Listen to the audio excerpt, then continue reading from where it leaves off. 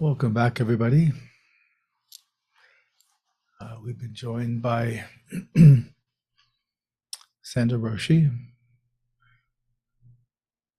Hello, everybody. So maybe you want to start with an introduction, since some of the people may not know you. Sure. Can you hear me okay? Yes.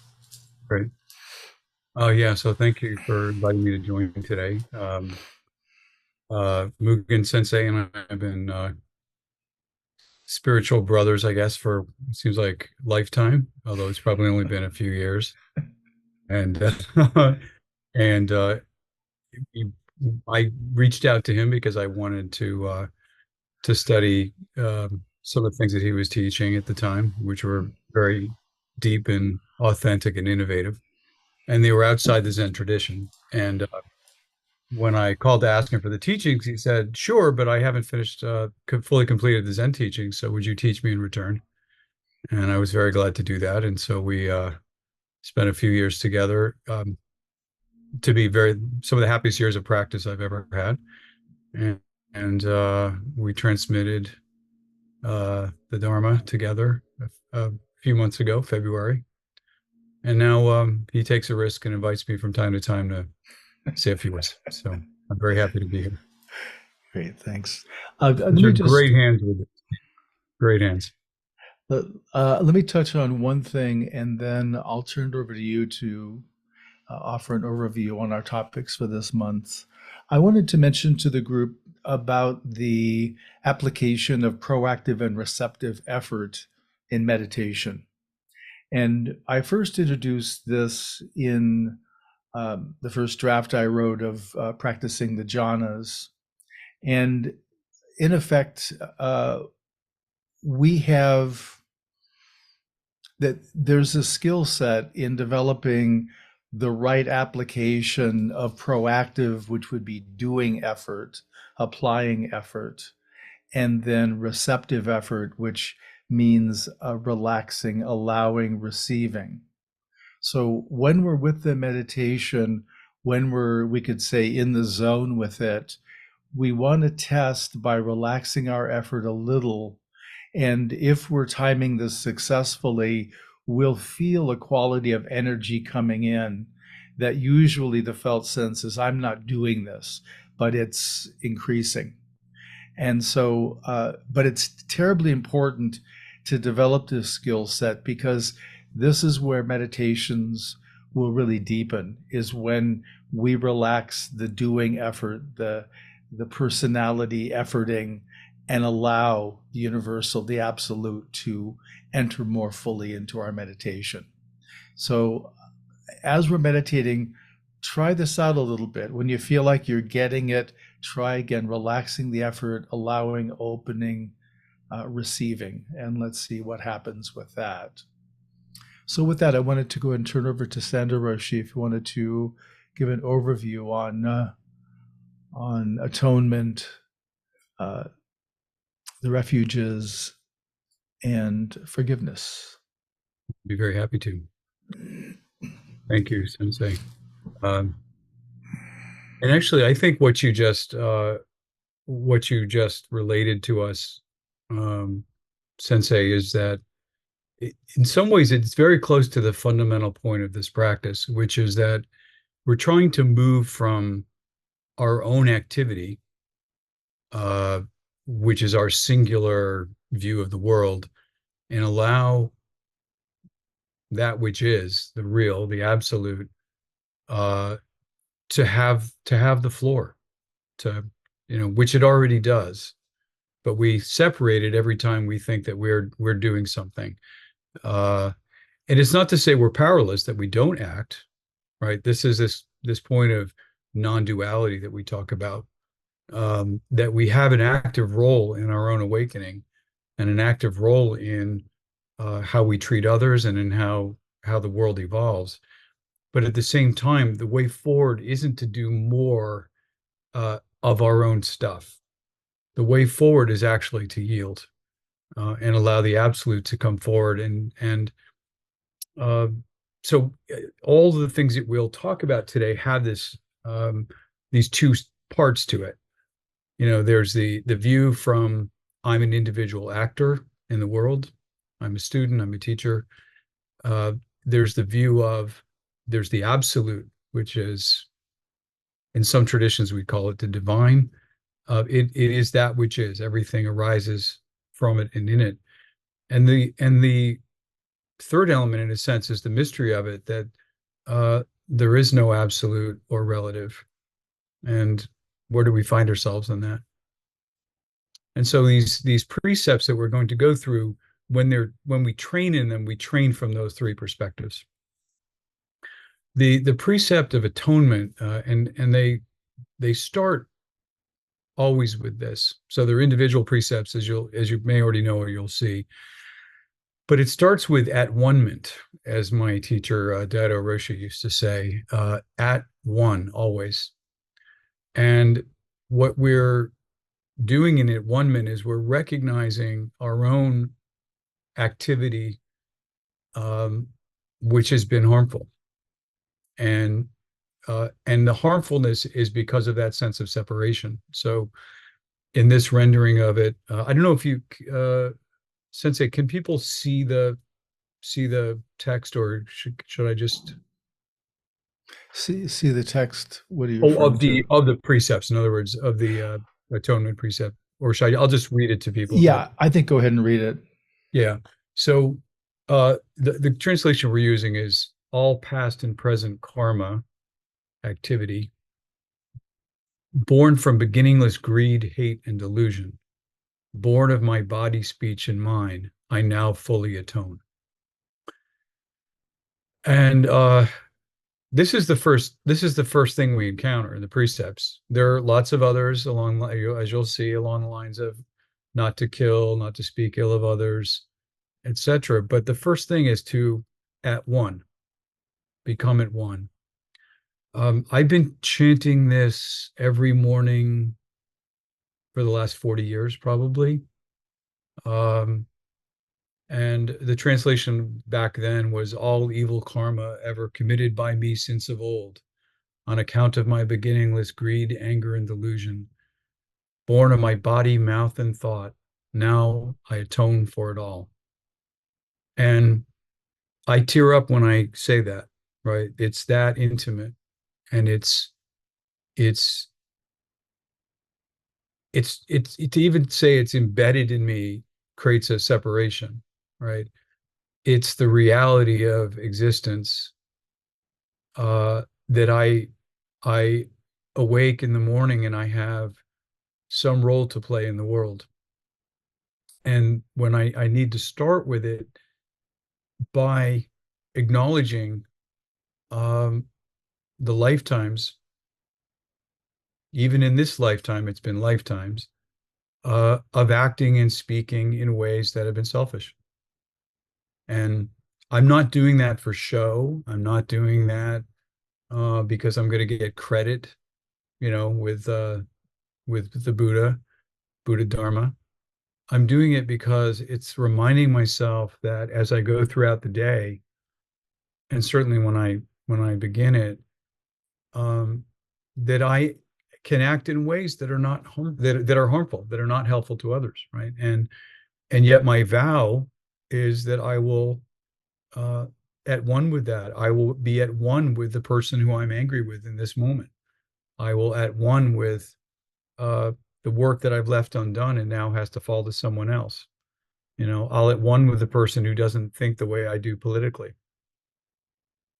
It's very practical. It's not a matter of just saying, wow, I said this, I speak this precept and now I'm going to get credit for it. It's my duty of service to begin each day. And my life has to be one of service, not because I'm forced to do that, but because that's what I've learned over all these decades of training and study. I exist to serve. It's more than a vow. It's so in my bones. It is my own body of mind. And yet I do it imperfectly. I'm still embodied, so I do it imperfectly. I'm not serving uh, as completely as one could. So I atone. I at one. I'm responsible. Sensei, I'm not sure how much time we've allotted, so I'm just I don't know whether you'd like me to work through the other three in the next few minutes. You know, that's like I've been talking maybe 7 minutes. I don't want to overdo it.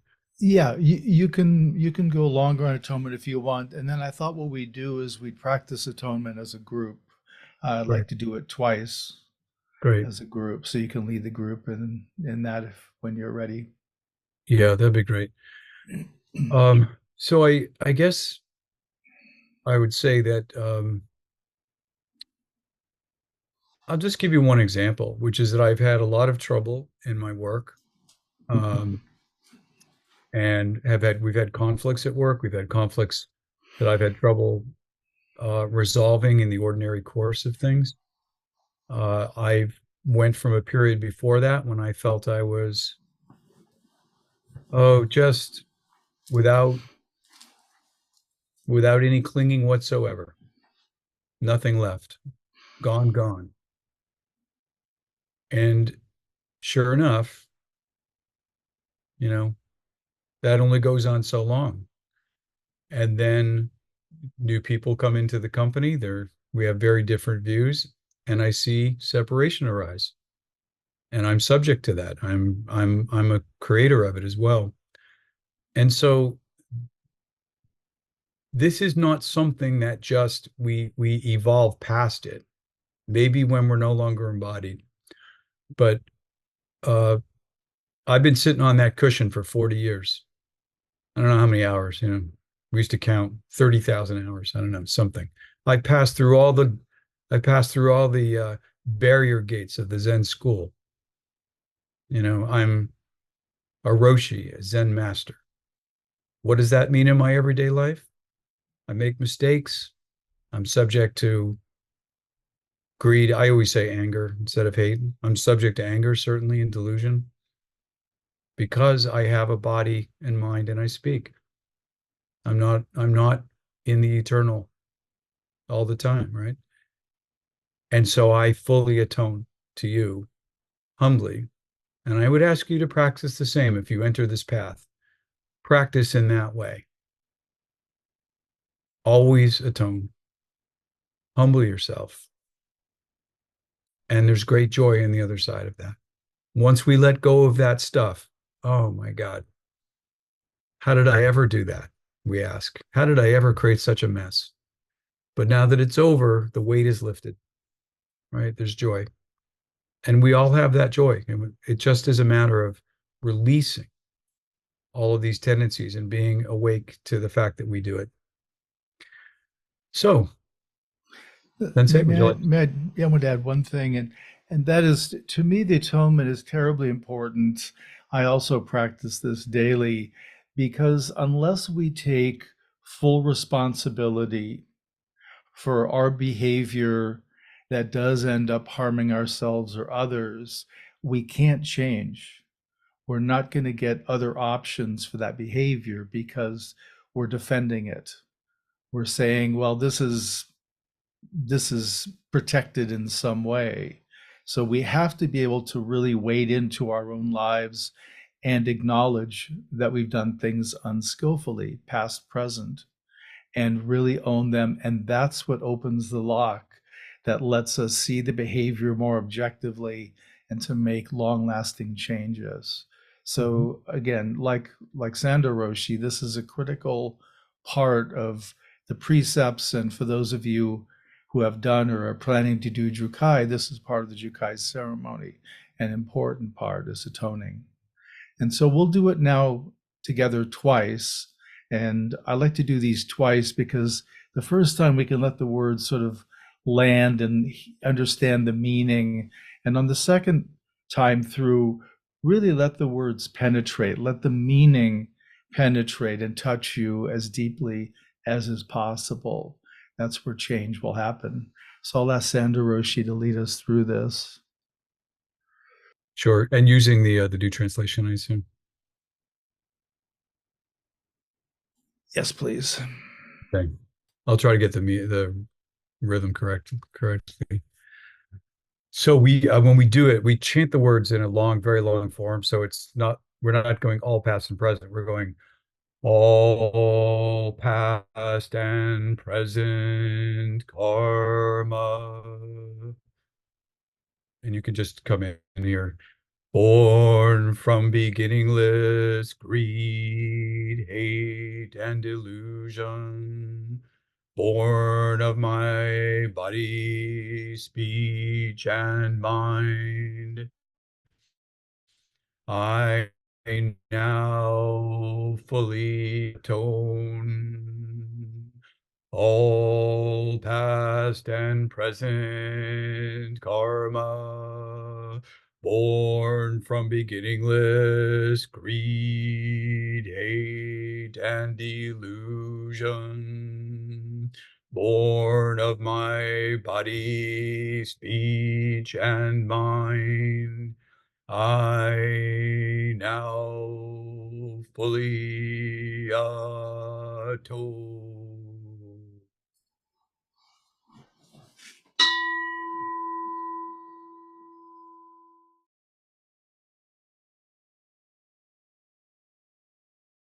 We fortunately don't have institutional guilt in Buddhism, which but we handle it by talking about karma, so the cause and effect of the conditioned world. And um, yeah, so doing forgiveness practice, we're really trying to again atone, to let go, and to own what we've done. We're not looking to beat ourselves up, and that's more the function of the superego. The superego is a psychological structure. In at least in my view, it's well, in most people's view, it's an internalized caregiver or parent quite often. And when we're little, it's very practical. Don't run in the street, don't play with scissors, all those kinds of things. But once we get to be adults in particular, we pretty much know what the do's and don'ts are. But the superego structure continues. And it's something that we have to work with. I've written about it quite a bit. Um, and the main distinction between atonement and the superego flexing its muscle is the superego is going to come in with some type of criticism. You've done it wrong. You're the stupidest person. You've never done anything dumber than that. And if you can't catch the superego in functioning, you can generally pick it up based upon the impact, which normally we're going to feel shame or guilt or both. So there'll be a sense of contraction within and a getting small, which is part of the superego's unhelpful effect, is that it makes us small and ineffectual. So this is why we have to engage it. But it's an important distinction. So when we're toning, we're not getting out that whip and beating ourselves. We're simply owning the fact I've made a mistake. I've done something unskillful. I didn't know better, or I did know better and chose to do it anyway. But I'm vowing in atoning that I'm not going to repeat that behavior if I can help it. So it's a little different. Does that make sense? Yep. Roshi, anything to add? Again, that was beautifully stated. I know I was going to say I was raised in a religion that was based on guilt, and so it gets in early and it stays a very, very long time. If it's very hard to work past it. So the point of the practice isn't to engage in more inner debate about it, but just to kind of acknowledge it when this sense of I'm bad, I'm guilty, I did something wrong. I mean, there's a healthy side to that, which is that's better than saying everything's about me, I own the world, I can do what I want, right? So there's some healthy balance there, but it's something to be sat with in practice rather than debated. If it's an intellectual exercise, it doesn't have any power. And but when we sit with it and we allow it to settle and to see it's illusory, um, is the way to get at it. So that's what you're doing today. This is about practice.